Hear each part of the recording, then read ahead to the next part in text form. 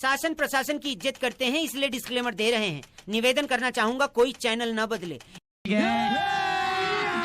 अभी मजा आएगा ना भिड़ो।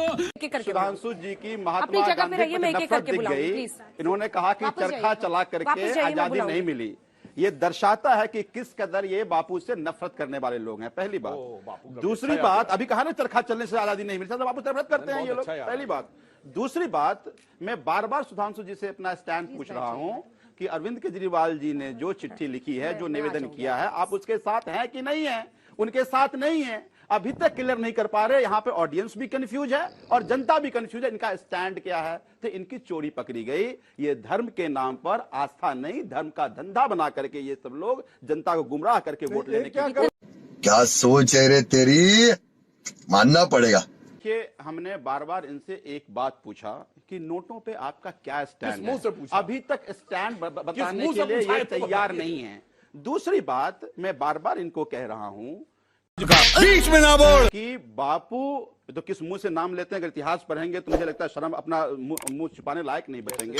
मैं उस इतिहास में नहीं जाना चाहता, लेकिन अरविंद केजरीवाल बापू के नगरी में थे, गुजरात में थे, और वहां बापू को जाकर के बापू की आराधना पूजा किया, जाके उनके आश्रम में जाकर के अपनी आराधना की।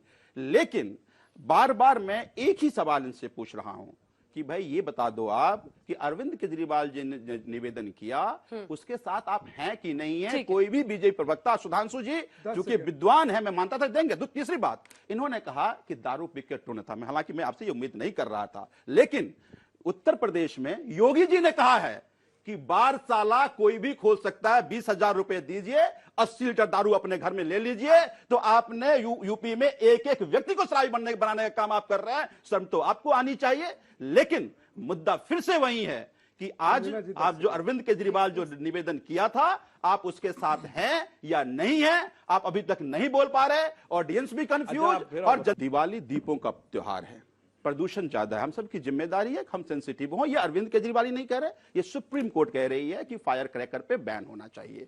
और मैं ही नहीं, महाराष्ट्र के उप मुख्यमंत्री वहां जाकर लोगों को शपथ दिलाते हैं।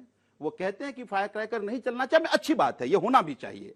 हम सब लोग अपने सेहत के लिए सेंसिटिव। किसने कह दिया आपको कि फायर क्रैकर चलाएंगे तो ही आप मां लक्ष्मी खुश होंगी? कहीं लिखा हुआ है? नहीं लिखा हुआ है। ये दीपों का त्योहार है, दीपों की पूजा कीजिए।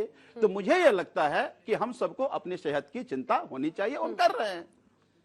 You are right bro. मैं आपको एक जानकारी दे दूं कि ऐसा नहीं है कि पहली बार किसी देवी देवता का फोटो किसी करेंसी पे हुआ है। मैंने आपको दिखाया कि 10 रुपए के करेंसी पर माता वैष्णो देवी का फोटो है, कोणार्क के मंदिर का फोटो है 200 रुपए के नोट पे।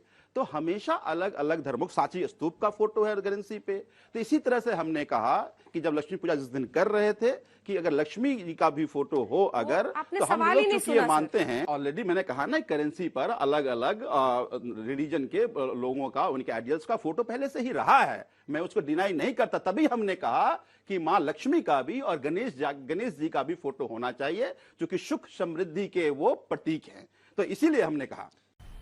मजा आया, और मैं ये जो मजा है हिंदुस्तान के हर व्यक्ति को देना चाहता हूं। अगर तुम लोग नए हो तो सब्सक्राइब करो, वो जो लाल वाला बटन है उसके साथ सूर्य नमस्कार करो या फिर अनुलोम विलोम, मुझे नहीं पता, बस क्लिक हो जाना चाहिए। अब मैं भी जा रहा हूं, मुझे बच्चों को गाली सिखानी है।